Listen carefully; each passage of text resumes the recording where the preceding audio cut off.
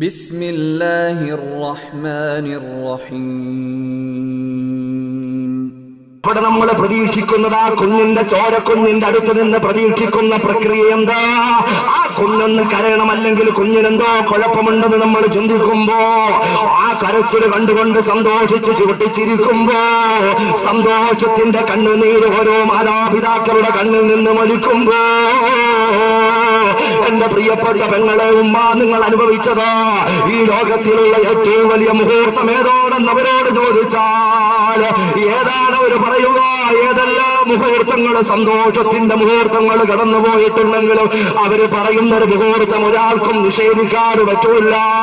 അവര് നൊന്ത് പ്രസവിച്ച കുഞ്ഞുണ്ടല്ലോ, ആ കുഞ്ഞതാ ചുണ്ടുകൾ അടുപ്പിച്ച് വെച്ച് തന്റെ മാർവിടത്തിൽ നിന്ന് ആ മുലപ്പാൽ ഇമ്പി കൊടുക്കുന്ന ആദ്യത്തെ സന്ദർഭം ഉണ്ടല്ലോ, ജീവിതത്തിന്റെ ഏറ്റവും വലിയ സുഗന്ധമുള്ള മുഹൂർത്തമാ.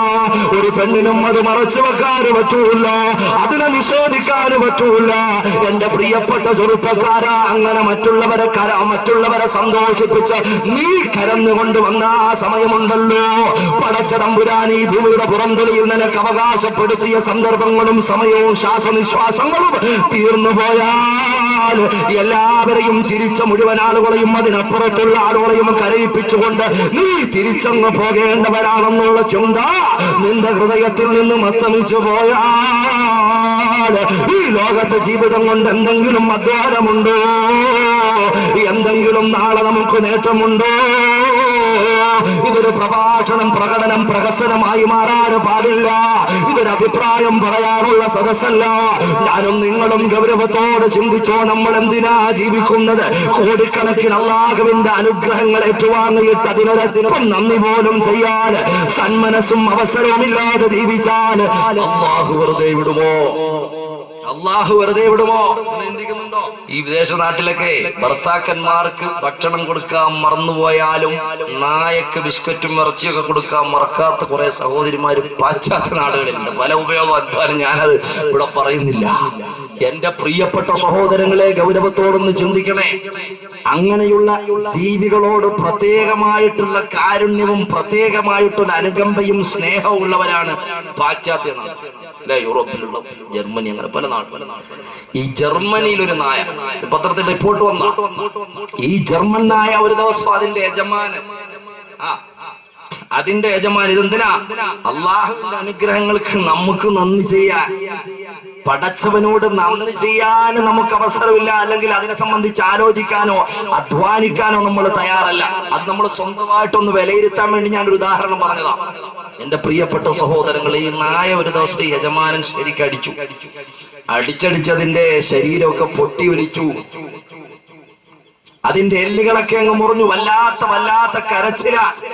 ഈ നായയുടെ കരച്ചിൽ കേട്ടുകൊണ്ട് പരിസരത്തുള്ള മുഴുവൻ ആളുകളും ആ മതിൽക്കെട്ടിനപ്പുറത്തു നിന്ന് ഇപ്പുറത്തേക്ക് നോക്കുമ്പോ നായ കിടന്ന് വാവിട്ട് കരയുന്ന രംഗമാണ്. ആ നാടുകളിൽ ഇതുപോലെയുള്ള കേസുകൾക്ക് വലിയ കുറ്റമാണ്. അങ്ങനെ അവസാനം എന്ത് ചെയ്തു? അടി നിർത്താൻ പറഞ്ഞിട്ടും നിർത്താതെ വന്നപ്പോൾ എല്ലാവരും ഏകോപിച്ച് എഴുതിക്കൊണ്ടതാ കോടതിയിൽ പരാതി കൊടുക്കുമ്പോ ഈ സഹോദരൻ, ഞാൻ ചുരുക്കി പറയുകയാണ്, ഈ സഹോദരനെ അതാ കോടതിയിലേക്ക് വിളിപ്പിക്കുകയാണ്. വിളിപ്പിച്ചുകൊണ്ട് ചോദിക്കുന്നു, നിങ്ങളെ സംബന്ധിച്ച് ഇന്ന പരാതികൾ കിട്ടിയിട്ടുണ്ട്, ഇന്ന പരാതികൾ നിങ്ങളെ സംബന്ധിച്ച് ഇവിടെ വന്നിട്ടുണ്ട്. നിങ്ങൾ നിങ്ങളുടെ നായ അടിച്ചിട്ടുണ്ടോ? പ്രകരിച്ചിട്ടുണ്ടോ? അതിന് രക്തം വന്നിട്ടുണ്ടോ? അതിന്റെ എല്ലുകൾ ഒടിഞ്ഞിട്ടുണ്ടോ? ആ നായ അവശനായിട്ടുണ്ടോ? ഉടൻ തന്നെ യജമാനന് പറയുന്നു, ശരിയാണ്, പറഞ്ഞത് കറക്റ്റാണ്. ഞാൻ ഭക്ഷണം കൊടുക്കുന്ന, ഞാൻ വളർത്തുന്ന, ഞാൻ വേണ്ടയെല്ലാം കൊടുക്കുന്ന നായല്ലേ. എന്ത് പറഞ്ഞാലും നിങ്ങളെ വെറുതെ വിടാൻ ഈ കോടതി തീരുമാനിച്ചിട്ടില്ല. നിങ്ങൾക്കുള്ള ശിക്ഷ വധശിക്ഷയാ. നിങ്ങളെ കൊല്ലാൻ വേണ്ടി ഇതായി കോടതി വിധിച്ചു എന്ന് പറയുമ്പോ അവസാനമായിട്ട് കോടതി ചോദിക്കുകയാ, ജഡ്ജി ചോദിക്കുകയാ, എന്താണ് അവസാനമായി വല്ല ആഗ്രഹവും നിങ്ങളുടെ ഹൃദയത്തിലുണ്ടോ? നിങ്ങളെ ഇതാ കൊല്ലാന് പോവുകയാ, നിങ്ങളെ വധിച്ചു കളയാന് പോവുകയാ, നിങ്ങളുടെ വിധി നടപ്പാക്കാൻ പോവുകയാ. നിങ്ങൾക്ക് അവസാനമായി എന്തെങ്കിലും ആഗ്രഹമുണ്ടോ, എന്തെങ്കിലും അഭിലാഷം, അന്ത്യാഭിലാഷമുണ്ടോ എന്ന് ചോദിക്കുമ്പോ ഈ കോടതിയുടെ പ്രതിക്കൂട്ടിൽ നിൽക്കുന്ന കരഞ്ഞു കലങ്ങിയ കണ്ണുമായി നിൽക്കുന്ന സഹോദരർ പറയുന്നു, എനിക്ക് അവസാനമായിട്ടൊരാഗ്രഹമുണ്ട്. എന്താണെന്നറിയുമോ? ഞാൻ അടിച്ചു എന്ന് നിങ്ങൾ പറയുന്ന നായുണ്ടല്ലോ, ഞാൻ ആ നായല്ലേ അടിച്ചിട്ടുള്ളത്. ആ നായക്ക് ഇതിനെതിരെ എന്തെങ്കിലും പ്രതിഷേധമുണ്ടോ, പരാതിയുണ്ടോ, ഇതിനെതിരെ എന്തെങ്കിലും ദേഷ്യമുണ്ടോ? അതൊന്ന് അന്വേഷിക്കാൻ ബഹുമാനപ്പെട്ട കോടതി ഒന്ന് തയ്യാറാകണം. ആദ്യം സ്തബ്ധിച്ചുവെങ്കിലും പിന്നെ പറഞ്ഞതിൽ കടമുണ്ട്, കാര്യമുണ്ട് എന്ന് മനസ്സിലാക്കിയ കോടതി അവസാനം ഉത്തരവിടുന്നു, ആ നായ ഒന്ന് കോടതിയിൽ ഹാജരാക്കണം. ആ നായക്കെന്തെങ്കിലും അതിന്റെ പ്രതികരണത്തിൽ നിന്ന് എന്തെങ്കിലും പ്രതികാരമുണ്ടോ എന്ന് മനസ്സിലാക്കാൻ വേണ്ടി അതാടി ചവശരായി കിടക്കുന്ന നായുണ്ടല്ലോ, അതിനെ കൊണ്ടുവരുമ്പോ ആ നായെ പിടിച്ചു വലിച്ചു കൊണ്ടുവരുമ്പോ നടക്കാൻ കഴിയാതെ വേച്ചു നടക്കുന്ന നായുണ്ടല്ലോ, ആ കോടതിയുടെ പടിയിൽ അതാ പേച്ച് കയറുമ്പോ കോടതിയുടെ കാലിന്റെ ഉള്ളിലേക്ക് കടക്കുമ്പോ ആ നായ ഇങ്ങനെ നോക്കുകയാണ്. കോടതിയുടെ ഉള്ളിലിരിക്കുന്ന മുഴുവൻ ആളുകളെ ഇങ്ങനെ കണ്ണോട് ചണച്ചണച്ച് നാക്ക് പുറത്തിട്ടിരിക്കുന്ന നായ ഇങ്ങനെ നോക്കുമ്പോ അല്ലാ,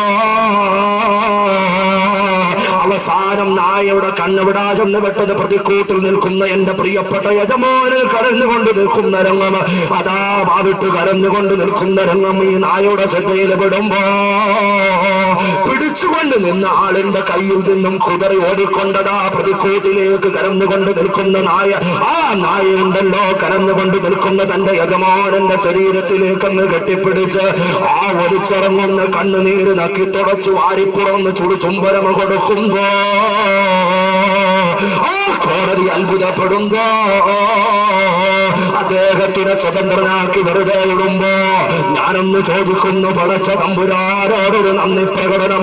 അല്ലാഹു എന്തെല്ലാം അനുഗ്രഹങ്ങളുടെ പരവതാനികൾ നമുക്ക് വിരിച്ചു തരുമ്പോ ആ പടച്ച തമ്പുരാനോട് എന്തെങ്കിലും അനുഗ്രഹം നമ്മുടെ ഭാഗത്തു നിന്നുണ്ടോ, നമ്മൾ കാഴ്ചവെക്കുന്നുണ്ടോ? എന്തെങ്കിലും നന്ദി പ്രകടനങ്ങള് ഗൗരവത്തോടെ ചിന്തിക്കണം എന്റെ പ്രിയപ്പെട്ട സഹോദരങ്ങള്.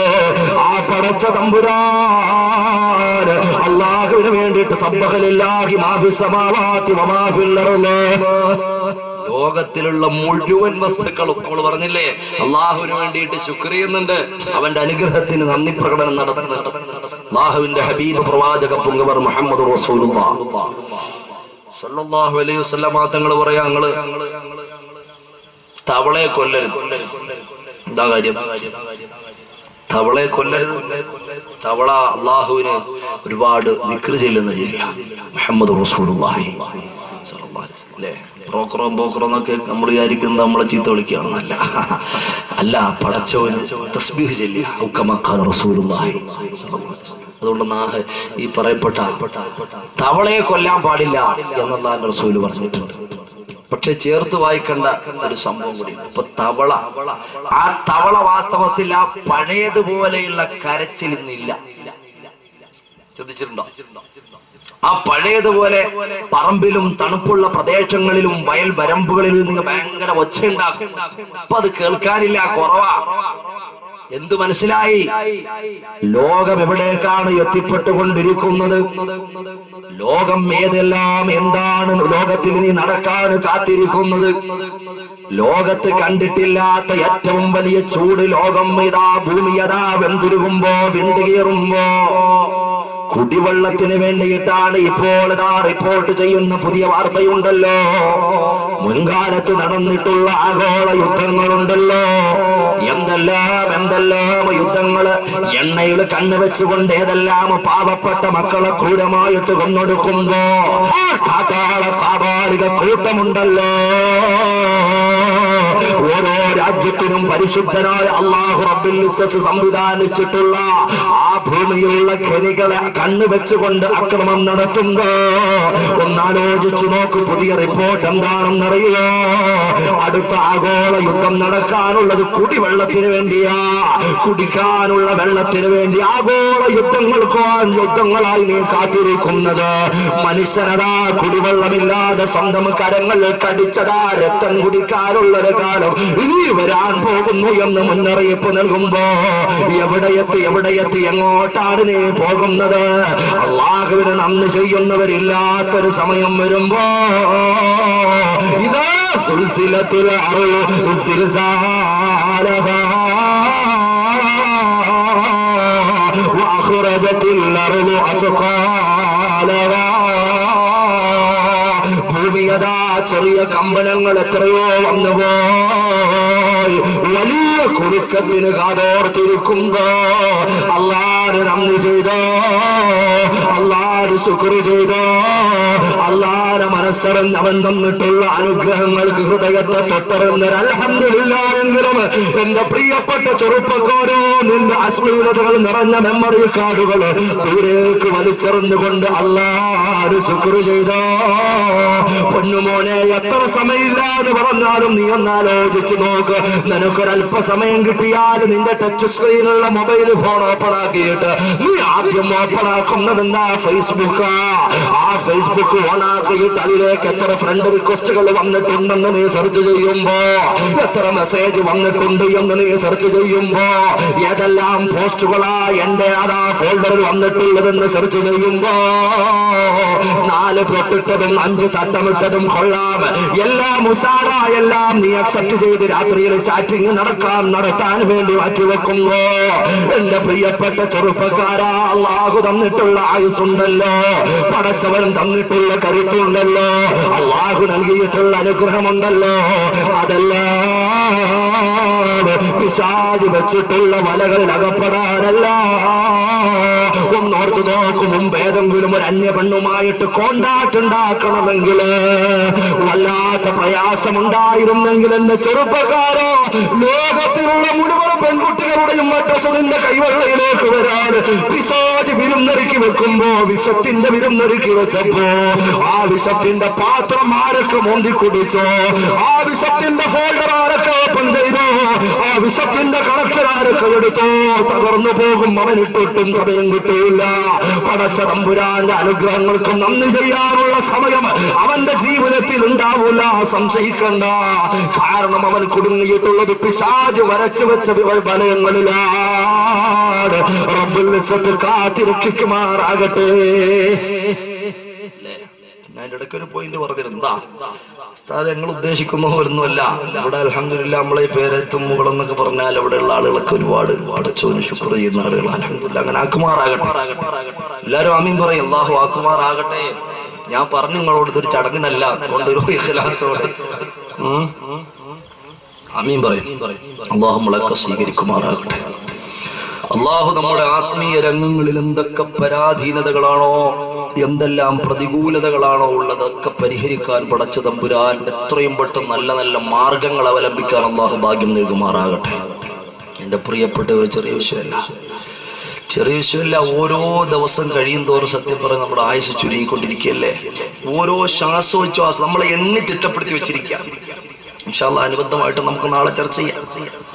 ഞാൻ ഓർമ്മപ്പെടുത്തി, നമ്മളൊക്കെ ഒരുപാട് പടച്ചവന് അവന്റെ അനുഗ്രഹങ്ങൾക്ക്, അവൻ ചെയ്തു തന്നിട്ടുള്ള അനുഗ്രഹങ്ങൾക്ക് നന്ദി ചെയ്തിട്ടുള്ളവരാണ് നമ്മളിങ്ങനെ ആവർത്തിച്ച് പറയാറുണ്ട്. അത് എത്രത്തോളം ഉണ്ട് നമുക്കൊന്ന് പരിശോധിക്കാനാ. ഒരു സംഭവം ഞാൻ ഓർമ്മപ്പെടുത്തുക. ഹബീബായ പ്രവാചക പുങ്കവർ മുഹമ്മദ് റസൂലുള്ളാഹി സ്വല്ലല്ലാഹു അലൈഹി വസല്ലം അല്ലാഹുവിന്റെ റസൂല് സ്വഹാബത്തിനോട് പറഞ്ഞു കൊടുക്കുക. അല്ലാഹുവിന്റെ റസൂലിന്റെ മുമ്പിൽ സാഗൂതം വീക്ഷിച്ചിരിക്കുക സ്വഹാബത്ത്. അവിടുത്തെ പരിശുദ്ധമായ ധരങ്ങളിൽ നിന്നും മടർന്നു വീഴുന്ന ആ വജ്രത്തെക്കാളും മരകതത്തെക്കാളും അതുപോലെ മാണിക്യത്തെക്കാളും ഏതെല്ലാം രത്ന സമാനമായ വൈഡൂര് ഏതൊക്കെ മുത്തുമണികളാണോ അതിനേക്കാളൊക്കെ പരിശ്രേഷ്ഠമായ പ്രവാചക പരിശ്രേഷ്ഠരുടെ മുത്തുമണികൾ അതിനെ പെറുക്കിയെടുക്കാൻ സ്വഹാബത്തുൽ കിറാം ഇങ്ങനെ കാതോർത്തിരിക്കുമ്പോ അല്ലാഹുവിന്റെ റസൂൽ ഒരിക്കലും വിഷയം പറയുക, സ്വഹാബത്തെ നിങ്ങൾക്കറിയുവോ, നിങ്ങൾക്ക് മുമ്പ് രണ്ടഭിപ്രായമുണ്ട്, 500 വർഷമെന്നുമുണ്ട്, മറ്റൊരഭിപ്രായമനുസരിച്ച് 600 വർഷമെന്നുണ്ട്. 500ഉം 600ഉം വർഷക്കാലം ജീവിച്ച, നമുക്ക് അക്കല്ല് കൊണ്ട് പിടിക്കാം, 500 വർഷക്കാലം ജീവിച്ച 500 വർഷക്കാലം ജീവിച്ച ഒരു മഹാൻ ഒരു മനുഷ്യന്റെ കഥ നിങ്ങൾ കേട്ടിട്ടുണ്ടോ? അല്ലാഹുവിന്റെ റസൂലിന്റെ പരിശുദ്ധമായ നാവിൽ നിന്നും സ്വഹാബത്തിന് പറഞ്ഞു കൊടുക്കുമ്പോ സ്വഹാബത്ത് വളരെ അത്ഭുതത്തോടെ ജിജ്ഞാസയോടെ വീക്ഷിക്കുമ്പോ അല്ലാഹുവിന്റെ റസൂൽ പറയുന്നു, ആ മനുഷ്യൻ ജീവിച്ചത് എവിടെയാണെന്നറിയുവോ യാ സ്വഹാബ? ആ മനുഷ്യൻ ജീവിച്ചത് ഒരു ദ്വീപിലായിരുന്നു. ആ ദ്വീപ് എന്ന് പറഞ്ഞാൽ 4 ഭാഗവും സമുദ്രത്താൽ ചുറ്റപ്പെട്ട ഒരു ചെറിയ ദ്വീപിലായിരുന്നു ആ മനുഷ്യൻ. 500 വർഷം പടച്ചവന് ചെയ്തു കൊടുത്ത അനുഗ്രഹങ്ങൾക്കെല്ലാം നന്ദി പ്രകടനമായിട്ട് അവൻ ഇബാദത്ത് ചെയ്തുകൊണ്ട് ജീവിച്ചത് ആ ദ്വീപിലായിരുന്നു. ആ ദ്വീപിൽ വേറെ ആരും ആ മനുഷ്യനോട് കൂടെയില്ല, ഒറ്റക്കാണ് താമസം. അപ്പൊ ഒരുപാട് പാപത്തിൽ നിന്ന് ഒഴിവായിട്ട് ആ മനുഷ്യൻ ജീവിച്ചത്. വളരെ ഗൗരവത്തോടൊന്ന് ചിന്തിക്കണേ, ഒറ്റക്ക് താമസിക്കുന്ന ആ ദ്വീപുണ്ടല്ലോ, 500 വർഷക്കാലം ആ മനുഷ്യർ ജീവിക്കുന്ന ആ ദ്വീപുണ്ടല്ലോ, പകല് മുഴുവനും നോമ്പാ, രാത്രി മുഴുവനും നിന്ന് നിസ്കാരമാ. ആ മനുഷ്യന് കഴിക്കാനുള്ള ഭക്ഷണം എന്താ? ആ ദ്വീപിന്റെ ഭാഗത്തായിട്ട് അതിന്റെ ഓരത്തായിട്ടതാ ഒരു വൃക്ഷം ഇങ്ങനെ നിപ്പുണ്ട്. അതിന്റെ ഒരു ശിഖരം, ആ ഒരു ഫലത്തിന്റെ ശിഖരം അതാ ആ മനുഷ്യനിലേക്ക് പടച്ചവൻ താഴ്ത്തി കൊടുത്തിട്ടുണ്ട്. ആ ഖനികൾ ഭക്ഷിക്കും. അതുപോലെ തന്നെ ആ ഉപ്പുവെള്ളമാണ് പരിസരത്തുള്ളത്. പക്ഷേ പടച്ച തമ്പുരാൻ ഈ മനുഷ്യന് കുടിക്കാൻ വേണ്ടി ചെറിയ ഒരു അരുവി ആ ഭാഗത്ത് സംവിധാനിച്ചു കൊടുത്തിട്ടുണ്ട്. ആ അരുവിയിൽ നിന്ന് വെള്ളം കുടിക്കും, നീ ഖനിയും ഭക്ഷിക്കും. ഇങ്ങനെ 500 വർഷക്കാലം അല്ലാഹു റബ്ബുൽ ഇസ്സത്തിന് വേണ്ടിയിട്ട് അധ്വാനത്തോടെ കഴിഞ്ഞ മനുഷ്യനുണ്ടല്ലോ, മറന്നു പോകണ്ട. ഒരുപാട് കൊണ്ടുപോകാൻ ഉണ്ടെന്നിങ്ങനെ മനസ്സിൽ വിചാരിച്ച് ഇങ്ങനെ അഹങ്കാരം നടിച്ചു വെക്കണ്ട. അല്ലാഹുവിന്റെ അനുഗ്രഹം, അല്ലാഹുവിന്റെ ഔദാര്യമില്ലാതെ നമുക്ക് രക്ഷപ്പെടാൻ പറ്റൂല.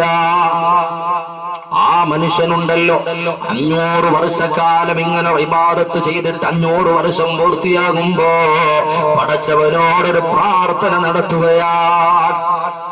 എന്താണ് ആ പ്രാർത്ഥനയെന്നറിയുമോ? എന്താണ് ആ പ്രാർത്ഥനയെന്നറിയുമോ? ആ മനുഷ്യന് പടച്ച തമ്പുരാനോട് ചോദിക്കുന്നു, യാ അല്ലാഹ്, യാ റബ്ബി, 500 വർഷക്കാലം നീ എനിക്ക് ആരാധിക്കാനുള്ള ഭാഗ്യം തന്നു. പടച്ചവനെ, മരിക്കുന്ന സമയം ഈമാൻ തരണേ അല്ലാഹ്. ഒരു പ്രാർത്ഥന കൂടി നടത്തുന്നു. എന്താണ് ആ പ്രാർത്ഥനയെന്നറിയുമോ?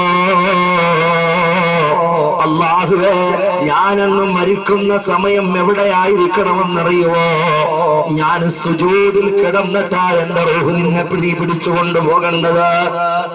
ഞാൻ സുജൂദിൽ കിടക്കുന്ന സമയം ഈമാനോടുകൂടി എന്നെ നീ മരിപ്പിക്കണേ അല്ലാഹ്. ആ മനുഷ്യന് പ്രാർത്ഥിക്കുമ്പോ സഹോദരങ്ങളെ, സുജൂദ് എന്ന് പറഞ്ഞാൽ അടിമയും ഉടമയും തമ്മിൽ ഏറ്റവും കൂടുതൽ അടുക്കുന്ന സമയമാണ് നിസ്കാരത്തിലെ സുജൂദ്. അതിനേക്കാളും ഉത്കൃഷ്ടമായ സമയം ലോകത്തിലില്ല. സുജൂദിൽ കിടക്കുമ്പോ എന്റെ റൂഹിനെ പിടിക്കണമെന്ന് ആ മനുഷ്യന് പ്രാർത്ഥിക്കുമ്പോ അല്ലാഹു ആ പ്രാർത്ഥന കേട്ടു. അല്ലാഹു ആ പ്രാർത്ഥനയ്ക്ക് ഉത്തരം കൊടുത്തു. ആ മനുഷ്യൻ നിസ്കാരത്തിൽ സുജൂദിൽ കിടക്കുമ്പോ പടച്ച തമ്പുരാന് മഹാനായ ഖാബിദുൽ അർവാഹ് മലക്ക് അസ്റായീൽ അലൈഹിസ്സലാമിനെ വിളിച്ചുകൊണ്ട് പറയുന്നു, യാ അസ്റായീൽ, ആ മനുഷ്യന്റെ റൂഹിനെ പിടിക്കുക. അസ്റായീൽ വന്ന് സുജൂദിൽ കിടന്ന ആ മനുഷ്യന്റെ റൂഹിനെ പിടിച്ചു കൊണ്ടുപോകുമ്പോ അല്ലാഹുവിന്റെ റസൂലാണ് പറയുന്നത്, ആ മനുഷ്യന് ആഖിറത്തിൽ നല്ലൊരു സ്ഥാനമൊക്കെ കൊടുത്തെന്ന് നിർത്തിയിട്ട് അവസാനം അതാ ആ മനുഷ്യനോട് അല്ലാഹു റബ്ബുൽ ഇസ്സത്ത് മുഖറബുൽ അംലാക്ക് മലക്ക് ജിബ്രീൽ അലൈഹിസ്സലാം മുഖേന അറിയിപ്പ് കൊടുക്കുന്നു, മുഖറബ് അംലാക്ക് വന്ന് പറയുന്നു, ഓ മനുഷ്യ, നിങ്ങളെ അല്ലാഹു ഇതാ സ്വർഗത്തിൽ കൊണ്ടുപോകാൻ തീരുമാനിച്ചിരിക്കുന്നു. ശ്രദ്ധിക്കണേ, അള്ളാഹുവിന്റെ ഔദാര്യം കൊണ്ട് അവിടെ ഒന്ന് പോയിന്റ് ഇടണം, അവിടെ ഒന്ന് അണ്ടർലൈൻ ചെയ്യണം കേട്ടോ. അള്ളാഹു അറിയിപ്പ് കൊടുക്കുന്നത് എങ്ങനെയാ? അള്ളാഹുവിന്റെ ഔദാര്യം കൊണ്ട് സ്വർഗത്തിലേക്ക് കടന്നു വരാൻ അള്ളാഹു ഇതാ അറിയിപ്പ് നൽകിയിരിക്കുന്നു. അള്ളാഹു ഓശാരമായി നിങ്ങൾക്ക് സ്വർഗം തരാൻ പോവുകയാണെന്ന് പറയുമ്പോ ആ മനുഷ്യന് ചെറിയ ഒരു പ്രതികരണം നടത്തുകയാ. നമുക്ക് തോന്നുന്നത് ന്യായമല്ലേ? ആ മനുഷ്യന് പറയുന്നത് ശരിയല്ലേ? എന്താണ് ആ മനുഷ്യന് പറയുന്നതെന്നറിയുമോ? ജിബ്രീലേ, ഇനി എന്തിനാ അല്ലാഹുവിന്റെ ഔദാര്യം? ഇനി എന്തിനാണ് ജിബ്രീൽ? ഇനി എന്തിനാ അല്ലാഹുവിന്റെ ഔദാര്യം? നമുക്കും തോന്നുന്നു ന്യായമാ. കാരണം എന്താ? ആഖിറത്തിലെത്തിയില്ലേ, പാരിത്രിക ലോകത്തിലെത്തി. ആ മനുഷ്യൻ പറയാ, പടച്ചവന്, നീ എന്നെ ലോകത്തേക്ക് സൃഷ്ടിച്ചത് നിന്റെ അനുഗ്രഹങ്ങൾക്ക് നന്ദി ചെയ്യാനാ അല്ലേ? നീ എനിക്ക് ചെയ്ത അനുഗ്രഹങ്ങൾക്ക് മുഴുവൻ ഞാൻ നന്ദി ചെയ്തിട്ടുണ്ട്. അതുകൊണ്ട് എന്ത് വേണം? ഞാൻ ചെയ്ത ആ നന്ദി പ്രകടനത്തിൽ നിന്ന് എന്തെങ്കിലും ഒരു ഫലം തന്നിട്ട് അത് കാരണമായിട്ട് എന്നെ കടത്തിയാൽ മതി. ഇനിയിപ്പോ എന്തിനാ നിന്റെ ഔദാര്യം? ഇനിയിപ്പോ നിന്റെ ഔദാര്യം. അദ്ദേഹം ഒരു ദേശഭാവത്തിലല്ല പറഞ്ഞത്. അദ്ദേഹം ചെയ്തതിൽ നിന്ന് എന്തെങ്കിലും ഒന്ന് കിട്ടി അതിന്റെ കാരണമായിട്ട് അങ്ങ് സ്വർഗത്തിൽ കടക്കാമോ എന്ന് നോക്കുകയാ അല്ലേ? ലേശം അഹങ്കാര ഭാവത്തോട് ലാഞ്ചനയുള്ള ഒരു വാക്ക്. അല്ലാഹു കാത്ത് രക്ഷിക്കുമാറാകട്ടെ. എന്താ പറഞ്ഞേ? ഇനിയിപ്പോ എന്തിനാ നിന്റെ ഔദാര്യം? ഇനിയിപ്പോ ഔദാര്യം വേണോ? പരലോകത്തിലെത്തിയില്ലേ? ഞാൻ അധ്വാനിച്ച 500 വർഷക്കാലത്തെ ഇബാദത്തുണ്ട്. നീ എനിക്ക് ചെയ്തു തന്നിട്ടുള്ള അനുഗ്രഹങ്ങൾക്ക് മുഴുവനും ഞാൻ നന്ദി ചെയ്തിട്ടുണ്ട്. അതുകൊണ്ട് അതിന്റെ പകരത്തിൽ എന്തെങ്കിലും തന്നാൽ അത് മതി. അല്ലാഹു മുഖറബുൽ അംലാക്ക് മലക്ക് ജിബ്രീൽ അലൈഹിസ്സലാം. ജിബ്രീലിന് പരിചയമില്ലൊക്കെ കാണണ്ടേ? ഇവിടെ നമ്മളപ്പുറപ്പുറം ആളുണ്ടാവും, ഇവിടെ പലരുണ്ടാവും. ജിബ്രീലിനെ മികാലൊക്കെ കാണാൻ തന്ന ഭാഗ്യം തരുമാറാകട്ടെ.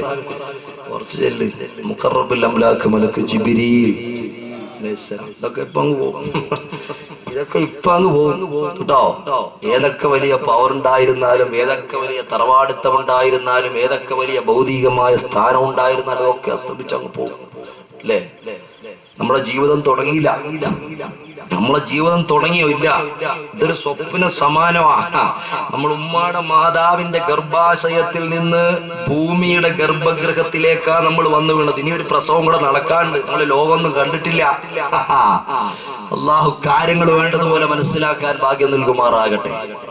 ആ മനുഷ്യൻ പറഞ്ഞു, പടച്ചവനെ, ഞാൻ ചെയ്ത ആ അധ്വാനത്തിന്റെ ഫലത്തിൽ എന്തെങ്കിലും നിന്റെ ഔദാര്യം തൽക്കാലം വേണ്ട. നീ ചെയ്തു തന്നിട്ടുള്ള അനുഗ്രഹങ്ങൾക്ക് മുഴുവനും ഞാൻ നന്ദി ചെയ്തിട്ടുണ്ട്. അതിന്റെ പകരത്തിൽ സ്വർഗം മതി. മുഖറബുൽ അംലാക്ക് മലക്കു ജിബ്രീൽ അലൈഹിസ്സലാമിനോട് അല്ലാഹു പറയുന്നു, ആ മനുഷ്യന് ചെയ്തിട്ടുള്ള 500 വർഷക്കാലത്തെ ആരാധനാ മുറകളൊന്ന് പരിശോധിക്കൂ ജിബ്രീൽ. എന്തെങ്കിലും കുഴപ്പമുണ്ടോ? എല്ലാം സ്വീകാര്യപ്രദമാണോ? എല്ലാം അല്ലാഹു ഖബൂൽ ചെയ്തിട്ടുണ്ടോ? ഏതെങ്കിലും തള്ളപ്പെട്ടിട്ടുണ്ടോ? എല്ലാം സ്വീകരിക്കപ്പെട്ടതാണോ എന്നൊന്ന് പരിശോധന നടത്തൂ ജിബ്രീൽ.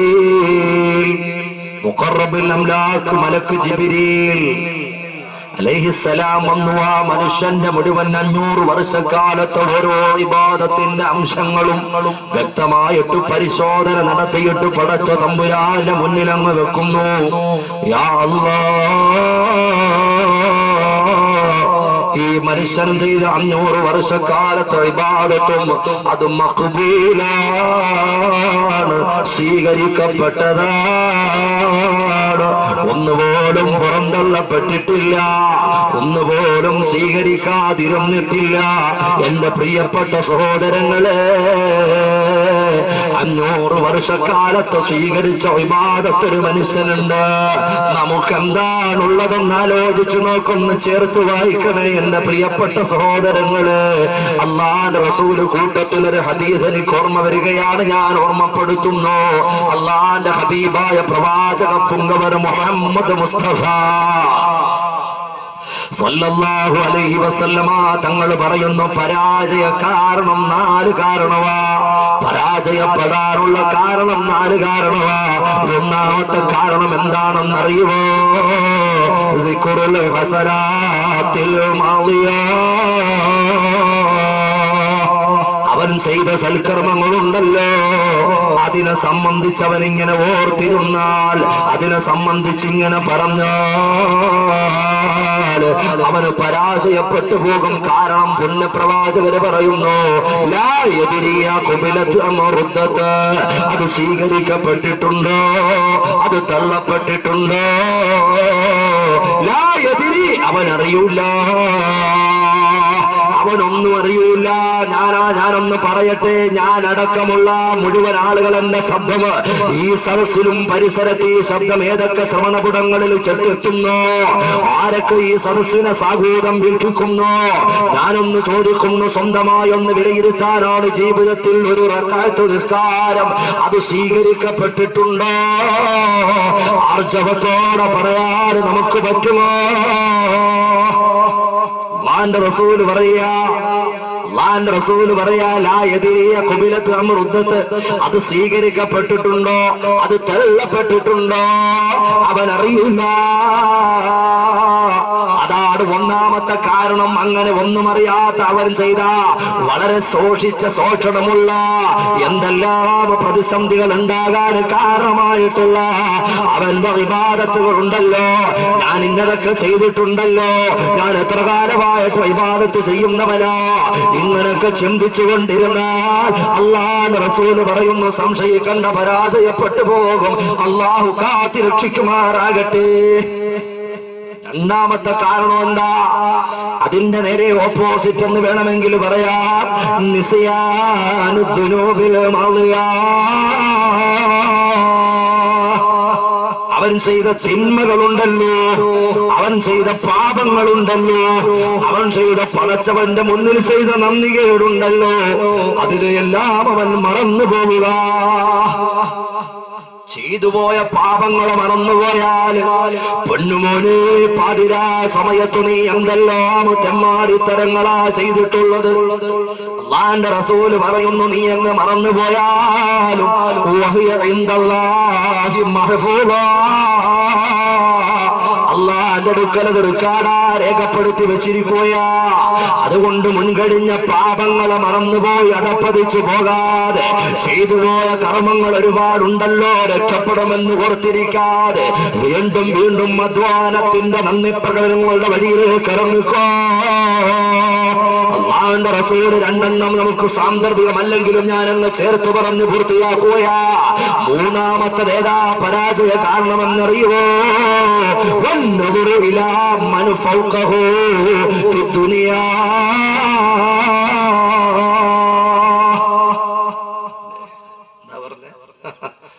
എല്ലാവരും ചിന്തിക്കേണ്ട വിഷയം. വന്നദുറു ഇലാ മൻ ഫൗഖഹു ഫി ദുനിയാ. ദുനിയാവിന്റെ വിഷയം വരുമ്പോ ചിന്തിക്കണേ.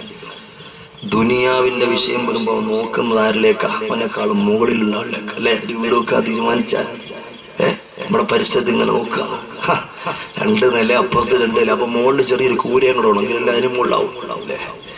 നമ്മൾ പറഞ്ഞ പോലെ ഒരു വാഹനം എടുക്കാൻ തീരുമാനിച്ച പലിശ ഇടപെട്ടാണ് വേണ്ടിയില്ല, CC ഇട്ടാണെങ്കിലും വേണ്ടില്ല, ഒരു സെക്കൻഡ് ഹാൻഡ് ആണെങ്കിലും വേണ്ടില്ല. നമ്മളിപ്പോ ബൈക്ക് ഉപയോഗിച്ചാൽ പറ്റൂല, പരിസരത്തുള്ള ആൾക്ക് കാറുള്ള. അപ്പൊ അതുകൊണ്ടൊരു കാറ് തന്നെ വേണം അല്ലേ? അപ്പുറത്ത് 100 പവൻ 110 കൊടുക്കണം, എല്ലാരും അറിയാൻ വേണം. പിന്നെന്താ ഇപ്പൊ ഞാനിപ്പോ വലിയ ഹോജാന്ന് പറയണ എന്താ കാര്യം? ഞാൻ വലിയ സ്വാധീനമുള്ള ആളാണെന്ന് പറഞ്ഞ് നടന്നിട്ട് എന്താ കാര്യം? ഇപ്പുറത്ത് 100 കൊടുത്ത് ഇപ്പുറത്ത് 110 കൊടുക്കണം. ഇങ്ങനെ ആലോചിച്ച് നോക്കിയേ.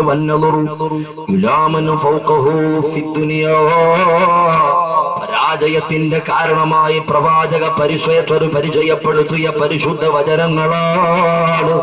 മൂന്നാമത്തെ കാരണമേതാ? വന്നദുറു ഇലാ മൻ ഫൗഖഹു ഫിദ്ദുനിയാ.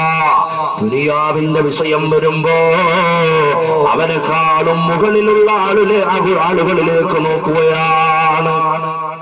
നാലാമത് അല്ലാഹുവിന്റെ റസൂല് പറഞ്ഞ് പൂർത്തിയാക്കുന്നത് ഏതാണെന്നറിയുവോ? വന്നദുറു ഇലാ മൻ ദൂനഹു ഫിദ്ദീൻ. ദീനിന്റെ വിഷയം വരുമ്പോ അവൻ ആരെയാ നോക്കുന്നത്? അവനേക്കാൾ താഴെയുള്ള ആളിലേക്കാ നോക്കുന്നത്. വെള്ളിയാഴ്ച മാത്രം പോയി കുർബാന നടത്തുന്ന ചെറുപ്പക്കാരൻ ചിന്തിക്കുന്നത് എന്താ? എന്റെ കൂട്ടുകാരെത്രയോ പേരുണ്ട്, വെള്ളിയാഴ്ച പോലും ഒരു പള്ളി വരുന്നില്ല, അതുകൊണ്ട് ഞാനാ കേമനെന്ന് ചിന്തിക്കുന്ന നാണം കെട്ട ചിന്ത നടത്തുന്ന ചെറുപ്പക്കാരാ. അല്ലാഹുവിന്റെ റസൂൽ പറയുന്നു, വന്നദുറു ഇലാ മൻ ദൂനഹു ഫിദ്ദീൻ. പരാജയപ്പെട്ടു പോകും. ദീനിന്റെ വിഷയം വരുമ്പോ, ആരാധനയുടെ വിഷയം വരുമ്പോ, അള്ളാഹുവിന്റെ അനുഗ്രഹങ്ങൾക്ക് നന്ദി ചെയ്യുന്ന വിഷയം വരുമ്പോ അവൻ നോക്കുന്നതാരെയാ? വന്നദുറു ഇലാ മൻ ദൂനഹു ഫിദ്ദീൻ. അവനെക്കാളും താഴെയുള്ള ആളുകളെയാ നോക്കുന്നത്. 5 നേരം നിസ്കരിക്കുന്ന പാപന്തിക്കുന്ന എന്താ? ഞാൻ 5 നേരം സുന്നത്ത് നിസ്കരിക്കുന്ന കാര്യം വരുമ്പോ പിശാച് ഓർമ്മപ്പെടുത്തുന്നതാ. ഞാൻ 5 നേരം നിസ്കരിക്കുന്നുണ്ട്. 5 നേരവും പള്ളിയുടെ പരിസരം കാണാത്ത എത്രയോ ആളുകളുണ്ട്. അപ്പൊ സുന്നത്ത് നിസ്കരിച്ചില്ലെങ്കിലും കുഴപ്പമില്ല, ഞാൻ 5 നേരവും നിസ്കരിക്കുന്നുണ്ടല്ലോ. നോക്കുന്ന എവിടാ? നാം നോക്കേണ്ടത് എങ്ങനാ? പടച്ചവനെ ഒരു പാപ്പ എടുത്ത് മരണപ്പെട്ട് എന്തൊരു മുഖമായിരുന്നു, എന്തോ ഒരു പ്രകാശമുള്ള മുഖമാ. ഒരൊറ്റ നിസ്കാരവും മുടക്കിയിട്ടില്ല, ഒരൊറ്റ വിത്തറും മുടക്കിയിട്ടില്ല, ഒരൊറ്റ റവാത്തിബും മുടക്കിയിട്ടില്ല, ഒരൊറ്റ തഹജ്ജുദും മുടക്കിയിട്ടില്ല. ഞാൻ അതുപോലെ ആവണം. ആരെങ്കിലും അങ്ങനെ മുകളിലോട്ട് ചിന്തിക്കുവോ? എല്ലാവരും താഴെ. ഞാനിതെങ്കിലും ചെയ്യുന്നില്ലേ അല്ലേ? 100 രൂപ വലിയ കഷ്ടപ്പെടുത്ത് പോക്കറ്റിൽ എടുത്തിട്ട് അപ്പുറത്തിരുന്നാൾ 50 രൂപ എടുത്ത് ഞാൻ ഇത് തന്നെ വലിയ കൂടുതല. കണ്ടോ, എന്ത് നല്ല കാര്യം വന്നാലും അല്ലാഹുവിന്റെ റസൂലാ പറയുന്നത്, ഞാനല്ല പറയുന്നത്. വന്നദുറു ഇലാ മൻ ദൂനഹു ഫിദ്ദീൻ. ദീനിന്റെ വിഷയം വരുമ്പോ താഴോട്ട് നോക്കുക. അല്ലാഹു കാത്തുരക്ഷിക്കുമാറാകട്ടെ. കടന്നു പോകാം. മുഖറബുൽ അംലാക്ക് മലക്ക് ജിബ്രീൽ. അവരെന്തോരോട് നിൽക്കുക, മറന്നുപോയോ? അവര് രണ്ടുപേരും ഒരു ഇടപാടുമായിട്ട് ഇങ്ങനെ ബന്ധപ്പെട്ട് നിൽക്കുക, തീരുമാനത്തിലെത്തണ്ടേ? സുബ്ഹാനല്ലാഹ്, ശ്രദ്ധിച്ച് കേട്ടിട്ട് നമ്മളൊന്ന് വിലയിരുത്തി നമുക്ക് എന്താ ഉള്ളത്. അപ്പൊ ഞാൻ അതിനു വേണ്ടിയാ പറഞ്ഞത്, നമുക്കുള്ളത് കൊണ്ട് തന്നെ രക്ഷപ്പെടാൻ യാതൊരു നിർവാഹവും ഇല്ല. പിന്നെ ഇല്ലാത്തൊരവസ്ഥ എന്താ? അതുകൊണ്ട് രക്ഷപ്പെടാൻ യാതൊരു നിർവാഹവും ഇല്ല എന്ന് പറഞ്ഞാല് ചെയ്യുന്ന ആളുകൾ നിരുത്സാഹപ്പെടുത്തല്ല. എത്ര ചെയ്താലും എങ്ങെത്തൂല എന്നാ പറഞ്ഞത്. എത്ര ചെയ്താലും ഇബാദത്തിന്റെ വിഷയത്തിൽ, നന്ദിയുടെ വിഷയത്തിൽ കേമനാവാൻ പറ്റൂല. നമ്മൾ ആദ്യം പറഞ്ഞ പോലെ ഇതിന് നന്ദി അല്ലേ? ഒന്ന് സുജൂദ് ചെയ്യാനുള്ള ആഫിയത്ത് എന്നാരാ? അതും പടച്ചോനാ. കണ്ടോ, ഇങ്ങനെ എങ്ങും എത്തൂല. അപ്പൊ തീരെ പടച്ചവനുമായി ബന്ധമില്ലാത്തവന്റെ അവസ്ഥ എന്തായിരിക്കും പറഞ്ഞാൽ തീരുവോ? നാളെ നോക്കാം, നാളെ നരകത്തിന്റെ കാര്യമൊക്കെ. അപ്പൊ അതാ ഞാൻ അവസാനം കൊണ്ട് അങ്ങനെ ബന്ധിച്ച് പ്രതി ബാക്കി നാളെ നോക്കാന്ന് പറഞ്ഞു. അപ്പൊ ആ മനുഷ്യൻ എന്ത് ചെയ്തു? ആ മനുഷ്യൻ പറഞ്ഞു, പടച്ചവനെ എനിക്ക് നീ ചെയ്തു തന്നിട്ടുള്ള അനുഗ്രഹങ്ങൾക്ക് ഞാൻ നന്ദി ചെയ്തിട്ടുണ്ട്, അതിന്റെ പകരത്തിന് സ്വർഗം മതി. അല്ലാതെ ഇപ്പൊ ഇനിയിപ്പോ എന്റെ ഔദാര്യം എന്തിനാ അല്ലേ? അങ്ങനല്ലേ പറഞ്ഞു. ഇനി തൽക്കാലം നിന്റെ ഔദാര്യത്തിന്റെ ആവശ്യം എനിക്കില്ല. അപ്പൊ പരിശോധിച്ചു. ഇപ്പൊ എന്താ പറ്റിയ? എല്ലാം 500 വർഷക്കാലത്തെ ഇബാദത്തും മഖബൂലാണ്, സ്വീകാര്യപ്രദമാണ്. പടച്ചവൻ പറയുന്നു, ജിബ്രീലേ, 500 വർഷക്കാലത്ത് സ്വീകരിക്കപ്പെട്ട ഇബാദത്ത് ഒരു തട്ടിലും ഒരു തുലാസിലും മറ്റേ തട്ടില്ല മനുഷ്യൻ ചെയ്തു എന്ന് പറയുന്ന ആ അനുഗ്രഹങ്ങളുടെ നന്ദിയായിട്ട് ആ മനുഷ്യന് ചെയ്ത ഇബാദത്തുകൾ ഉണ്ടല്ലോ. ഒരു തട്ടിൽ അള്ളാഹുവിന്റെ അനുഗ്രഹങ്ങളും മറ്റേ തട്ടിൽ നന്ദി പ്രകടനമായിട്ട് അവന് ചെയ്തു എന്ന് പറയുന്ന ആ ഇബാദത്തുകളും ഒന്ന് വെച്ച് സ്വീകരിച്ച് ഒന്ന് തുലനം ചെയ്തു നോക്കൂ. കാരണം ആ മനുഷ്യൻ പറഞ്ഞത് എന്താ? ആ മനുഷ്യൻ പറഞ്ഞത്, അള്ളാഹുവേ, നീ ചെയ്തു തന്നിട്ടുള്ള അനുഗ്രഹങ്ങൾക്ക് മുഴുവനും ഞാൻ നന്ദി ചെയ്തിട്ടുണ്ട്. ആ അനുഗ്രഹങ്ങളുടെ പിന്നിൽ എന്തെങ്കിലും തന്നാൽ, നന്ദിയുടെ പിന്നിൽ എന്തെങ്കിലും തന്നാലും മതി. തൽക്കാലം അള്ളാന്റെ ഔദാര്യം വേണ്ട എന്ന് പറഞ്ഞതിന്റെ പേരിൽ അള്ളാഹു രണ്ടും കൂടി വെച്ചങ്ങ് പരിശോധിക്കുമ്പോ അതിന്റെ റിസർച്ച് നടത്തിയിട്ട് അതിന്റെ റിസൾട്ട് റബ്ബിന് കൈമാറുമ്പോ എന്താണെന്നറിയുവോ? ജിബ്രീൽ അലൈഹിസ്സലാത്തു വസ്സലാം അല്ലാഹു റബ്ബുൽ ഇസ്സത്തിനോട് പറയുന്നത്, യാ അല്ലാഹ്, ഈ മനുഷ്യന് ചെയ്ത 500 വർഷക്കാലത്ത് സ്വീകരിച്ച ഇബാദത്തുണ്ടല്ലോ, നീ ആ മനുഷ്യന് ചെയ്തു കൊടുത്ത 2 കണ്ണിന്റെ കാഴ്ചയല്ല, ഒരു കണ്ണിന്റെ കാഴ്ചക്ക് നന്ദിയായിട്ടില്ല. അല്ലാഹ്, നീ ആ മനുഷ്യന് ചെയ്തു കൊടുത്ത 2 കണ്ണിന്റെ കാഴ്ചയല്ല റബ്ബേ, ഒരു കണ്ണിന്റെ കാഴ്ചക്ക് അത് നന്ദിയായിട്ടില്ല. സ്വീകരിച്ച 500 വർഷക്കാലത്തെ അധ്വാനം, ഇബാദത്ത്, മറ്റേ കണ്ണിനവൻ നന്ദി ചെയ്യാത്തവനാ, കാതുകൾക്കവൻ നന്ദി ചെയ്യാത്തവനാ, ആരോഗ്യത്തിന്റെ ശേഷിക്കും അവൻ നന്ദി ചെയ്യാത്തവനാ. നീ കൊടുത്ത വെള്ളം, വായു, വെളിച്ചം, എന്തെല്ലാം കോടിക്കണക്കിന് അനുഗ്രഹങ്ങള്, അതിനൊന്നും പടച്ചവന് നിനക്കവൻ നന്ദി ചെയ്യാത്തവനാ. അവസാനം ആ മനുഷ്യനെ അല്ലാഹു ഇട്ടത് എവിടാണെന്നറിയോ? ജിബ്രീലേ, അവന് നരകത്തിലേക്ക് വലിച്ചെറിയൂ എന്ന് ഓർഡർ കൊടുക്കുമ്പോ, എന്റെ പ്രിയപ്പെട്ടവരെ, എന്താണ് നീ പറയാനുള്ളത്? ഏത് വിവാദത്തിന്റെ വലിപ്പമാണ് നമുക്ക് പറയാനുള്ളത്? അതാണ് ഞാൻ നിങ്ങളെ ഇടയ്ക്ക് ഓർമ്മിപ്പിച്ചത്. ഒരുപാട് ചെയ്യുന്നുണ്ട് എന്ന് പറഞ്ഞ് സമാധാനിച്ചത് കൊണ്ടായില്ല. അള്ളാഹുവിന്റെ ഹബീബ് എന്താ പറഞ്ഞത്? അള്ളാഹുവിന്റെ ഹബീബ് എന്താ പറഞ്ഞത്? സ്വർഗത്തിൽ പാദമുറപ്പിക്കാതെ നിർഭയരാകണ്ട കേട്ടോ. അള്ളാഹുവേ, ഞങ്ങളെ കാക്കണേ അല്ലാ, അള്ളാഹുവേ, ഞങ്ങളെ കാക്കണേ അല്ലാ, അർഹമർ റഹീമായ തമ്പുരാനെ, ഞങ്ങളെ കാക്കണേ അല്ലാ. അതുകൊണ്ട് എന്റെ പ്രിയപ്പെട്ട സഹോദരങ്ങളെ, ഞാനൊന്ന് ഓർമ്മപ്പെടുത്തുകയാ, ഇനി എന്താണ് നമുക്ക് ചെയ്യാനുള്ളത്? ഇനി എന്താണ് നമുക്ക് പറയാനുള്ളത്? ഇനി എങ്ങോട്ടാണ് നമുക്ക് പോകാനുള്ളത്? ഒരല്പസമയം മാത്രമാണ് അല്ലാഹു കോടിക്കണക്കിന് അനുഗ്രഹങ്ങളും തന്നുകൊണ്ട് ഈ ഭൂമിയിലേക്ക് നമ്മളെ വിട്ടിട്ടുള്ളത്. ഒന്നാലോചിച്ചു നോക്ക്, ഈ ജീവിതത്തില്, നമ്മുടെ ജീവിതത്തില് എത്ര നന്ദിയാണുള്ളത്? നന്ദിയാണോ നന്ദികേടാണോ? നന്ദിയാണോ നന്ദികേടാണോ?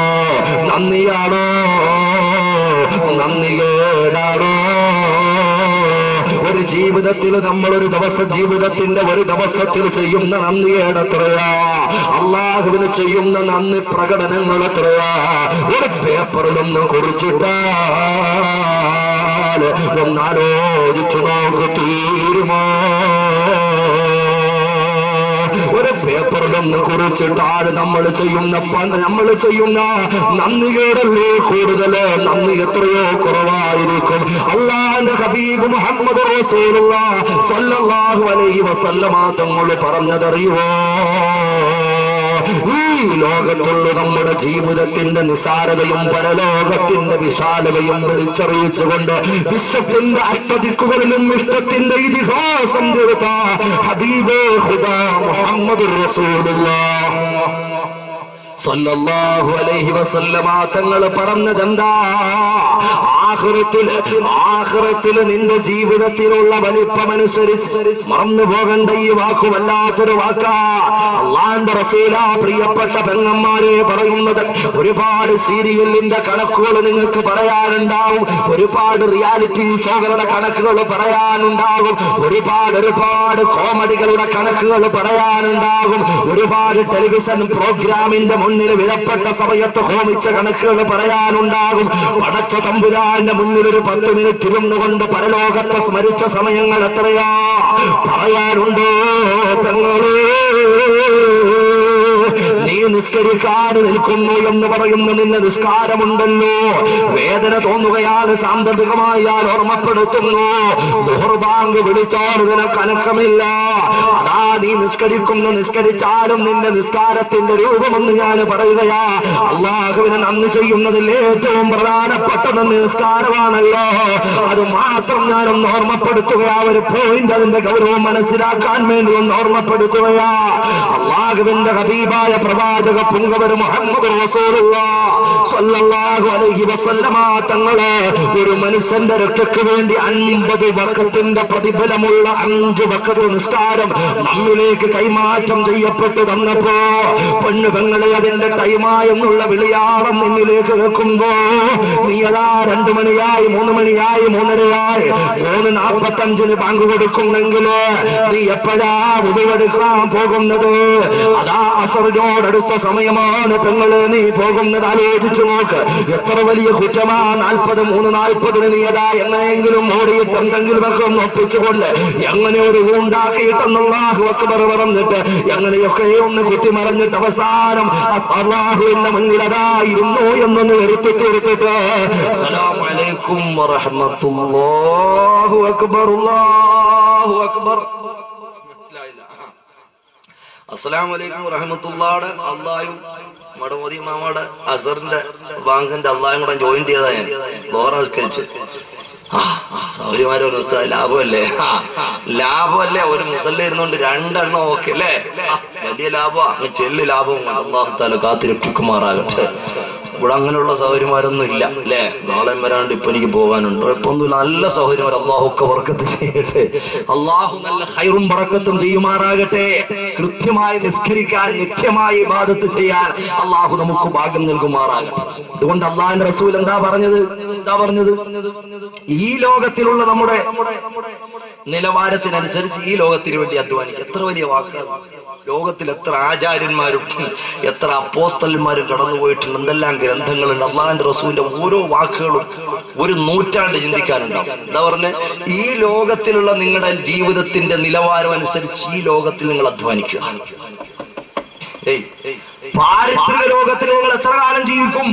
പരലോകത്തിൽ ആ നിലവാരം അനുസരിച്ച് അവിടത്തേക്ക് നിങ്ങൾ ഇവിടെ അധ്വാനിക്കുക. അധ്വാനം എവിടെയാണ്?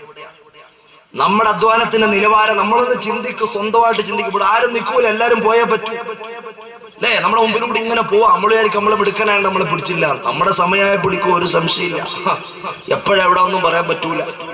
എടുത്ത് കാസർഗോഡ് ജില്ലയിൽ അട്ടഗോളിയിലാണോ മൊഗ്രൽ പുത്തൂരാണോ കർണാടകയോട് അടുത്ത സ്ഥലം ഏതാണ്ട, അവിടെ റെയിൽവേ സ്റ്റേഷനിൽ വന്നിറങ്ങി ചെറുപ്പക്കാർ വാഹനത്തിൽ ഇങ്ങനെ കൂട്ടിക്കൊണ്ടുപോയി കുറച്ച് മുമ്പോട്ട് പോയപ്പോൾ അവർ പറഞ്ഞു, ഉസ്താദെ 2 ദിവസത്തിന് മുമ്പ് ഒരു ആക്സിഡന്റ് ഉണ്ടായി. 2 ദിവസത്തിന് മുമ്പ് ഒരു ആക്സിഡന്റ് ഉണ്ടായി. ഞാൻ പറഞ്ഞു, പൊന്നുമക്കളെ കാണുന്നതും കേൾക്കുന്നതും മുഴുവൻ ആക്സിഡന്റ്. ഞാൻ അന്ന് പറഞ്ഞു ഞാൻ ഇന്നലെ ഞാന് തിരൂര്, മലപ്പുറത്ത് തിരൂര് പരിപാടി കോട്ടക്കൽ ഭാഗത്ത് കഴിഞ്ഞ് തിരൂര് വൈലത്തൂരേക്ക് വരുന്ന വഴിക്ക് ഞാനൊരു ആക്സിഡന്റ്, ഞങ്ങളുടെ വണ്ടിയാണ് ആദ്യം ആക്സിഡന്റ് കണ്ടത്. ഓട്ടോ മറിഞ്ഞ് തകിടം മറിഞ്ഞ് ചോരയിൽ കുളിച്ച് കിടക്കുന്നതിനുള്ള പോയി. അപ്പൊ ഞാൻ പറഞ്ഞതൊക്കെ ആക്സിഡന്റുകൾ. അവര് പറയുന്നു അങ്ങനെയുള്ള ആക്സിഡന്റ് അല്ല ഉസ്താദേ. ഇവിടെ ഞങ്ങൾ ആക്സിഡന്റ് നടന്ന് ഞങ്ങളെ എല്ലാവരെയും വല്ലാത്ത ദുഃഖത്തിലാക്കി ആക്സിഡന്റാ. ഞാൻ ചോദിക്കുമ്പോ അവര് പറയുന്നു, പ്രിയപ്പെട്ട വാപ്പ മരണപ്പെട്ട് വീട്ടിൽ കിടക്കുമ്പോ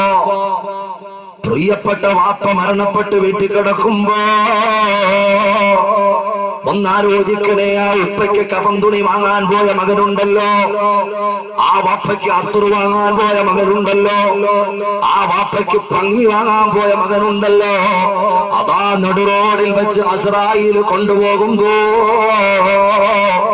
ലാ യസ്തഖിറൂന സഅതൻ വലാ യസ്തഖിദൂൻ. ഖുർആനാ എന്റെ വകയല്ല. അല്ലാഹു നിശ്ചയിച്ച അവധി എത്തിയാൽ ലാ യസ്തഖിറൂന പിന്ദിക്കൂല വലാ യസ്തഖദിമൂന മുന്ദിക്കൂല. വിദേശത്തൊരു സഹോദരനതാ നിലയുടെ മുകളിൽ നിന്നും താഴേക്ക് വീണു. പടച്ചവന്റെ കൃത്യ സമയം അത് മാറ്റമില്ല. നമ്മൾ ഉദ്ദേശിക്കുന്ന സമയത്താകൂല. എപ്പോഴൊക്കെ രക്ഷപ്പെട്ടാലും പടച്ചവനവനെ പിടിക്കാതെ തീരുമാനിച്ച സമയമുണ്ടല്ലോ, ആ സമയത്ത് അവന്റെ റൂഹിനെ കൊണ്ടുപോകും. അതിനു മുമ്പൊന്ന് അധ്വാനിക്കാനാ ഞാൻ ഓർമ്മപ്പെടുത്തുന്നത്. അതിനു മുമ്പ് അള്ളാഹുവിന്റെ അനുഗ്രഹങ്ങൾക്കൊന്ന് നന്ദി ചെയ്യാനാ ഞാൻ ഈ വിഷയം ഒന്ന് ഓർമ്മപ്പെടുത്തുന്നത്. എന്റെ പ്രിയപ്പെട്ടവരെ, വലിയ നിലകളുടെ മുകളിൽ നിന്ന് ആ ചെറുപ്പക്കാരൻ മറഞ്ഞു വീണു. എവിടെയാണ് ചെറുപ്പക്കാരൻ വീണതെന്നറിയുമോ? താഴെ ലാൻഡ് ചെയ്ത് കിടക്കുന്ന ഒരു കാർ കാറിന്റെ മുകളിലാ. ആ കാറിന്റെ മുകളിലേക്ക് വന്ന് പതിച്ച ആ ചെറുപ്പക്കാരൻ വന്ന് വീണതിന്റെ ക്ഷതം കൊണ്ട് ആ കാറതാ തരിപ്പണമായി പോയി. ആ കാറിന്റെ ഗ്ലാസുകളൊക്കെ പൊട്ടി. പക്ഷേ ആ ചെറുപ്പക്കാരനൊന്നും പറ്റിയില്ല. ആ ചെറുപ്പക്കാരൻ ഇങ്ങനെ സടകുടഞ്ഞ് എഴുന്നേൽക്കുമ്പോ ആ പരിസരത്തുള്ള ആളുകളൊക്കെ ഇങ്ങനെ ഓടി വരികയാ.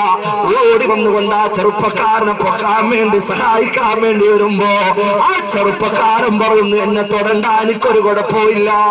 ആ ചെറുപ്പക്കാരൻ അങ്ങനെ തുള്ളിച്ചാടി പുറത്തേക്ക് ഇറങ്ങി തന്നെ ആ പരിചരിക്കാൻ വേണ്ടി വന്ന പരിസരത്ത് ഒരുമിച്ച് കൂടി ആളുകൾക്കതാ വെള്ളം വാങ്ങിച്ചു കൊടുക്കാൻ വേണ്ടി പോവുകയാ. അവരെ സൽക്കരിക്കാൻ വേണ്ടി പോവുകയാ. റോഡിനപ്പുറത്തുള്ള പെപ്സി കടയിലേക്ക് പെപ്സികളുടെ ബോട്ടലും വാങ്ങി തിരിച്ചു വരുമ്പോ അല്ലാ ചീറിപ്പാഞ്ഞു വന്ന ഒരു വാഹനമിടിച്ച് ചന്നം ഭിന്നമായി അവിടെ മരണപ്പെടുമ്പോ يستغفرون ساعة ولا يستخدمون. ഏതാണോ ടൈം അപ്പ പോയിരിക്കും. അള്ളാഹു കാത്ത് രക്ഷിക്കുമാറാകട്ടെ. അള്ളാഹു കാത്ത് രക്ഷിക്കുമാറാകട്ടെ. അതുകൊണ്ട് എല്ലാ സഹോദരങ്ങളും ഒന്ന് എഴുന്നേറ്റ് ഇങ്ങനെ മുമ്പോട്ടൊന്ന് വരും. ഒരല്പം ദ്വാരങ്ങൾ നിങ്ങളെ ബുദ്ധിമുട്ടാക്കുന്നില്ല. നാളെ നിങ്ങൾ നേരത്തെ വരാൻ വേണ്ടിയിട്ടാണ്. അർഹമർറഹീമായ അല്ലാഹ്, അൽ മലിക്കുൽ ജബ്ബാറായ അല്ലാഹ്, നാഥനായ അല്ലാഹ്, ഉടമസ്ഥനായ അല്ലാഹ്, യജമാനനായ അല്ലാഹ്, ഞങ്ങളുടെ മുഴുവൻ ആളുകളുടെയും പാപങ്ങൾ പരിഹരിക്കണേ അല്ലാഹ്, പുറത്തു തരണേ അല്ലാഹ്. ഞങ്ങളുടെ സദസ്സിനെ സ്വീകരിക്കണേ അല്ലാഹ്, സ്വീകരിക്കണേ അല്ലാഹ്. ഞങ്ങളുടെ പ്രാർത്ഥനയ്ക്ക് ഇജാബത്ത് നൽകണേ അല്ലാഹ്. ഞങ്ങളുടെ വിഷമങ്ങൾ, നീ പ്രശ്നങ്ങൾ പരിഹരിക്കണേ അല്ലാഹ്. പടച്ചവനെ, ഞങ്ങൾ എത്ര കാലമാണ് ഇവിടെ ജീവിക്കുന്നത്? ശിഷ്ടസമയം ഞങ്ങൾക്കറിയില്ല അല്ലാഹ്. പടച്ചവൻ മരണപ്പെടുമ്പോ ജീവിക്കുമ്പോ നല്ല ഇസ്സത്തോടെ ഈമാൻ സലാമത്തായി ജീവിച്ച് മരണപ്പെടുന്ന സമയം ലാ ഇലാഹ ഇല്ലല്ലാഹു മുഹമ്മദുർ റസൂലുള്ളാഹി സ്വല്ലല്ലാഹു അലൈഹി വസല്ലം ആ കലിമത്തു തൗഹീദ് പൂർണ്ണമായിട്ടും പറഞ്ഞു നിന്റെ സുന്ദരമായ സ്വർഗം കണ്ട് സന്തോഷിച്ച് രാവലാതി വേവലാതി ആദിവ്യാധികളില്ലാതെ സന്തോഷിച്ച് മരിക്കാനുള്ള ഭാഗ്യം ഞങ്ങൾക്ക് നീ നൽകണേ അല്ലാഹ്.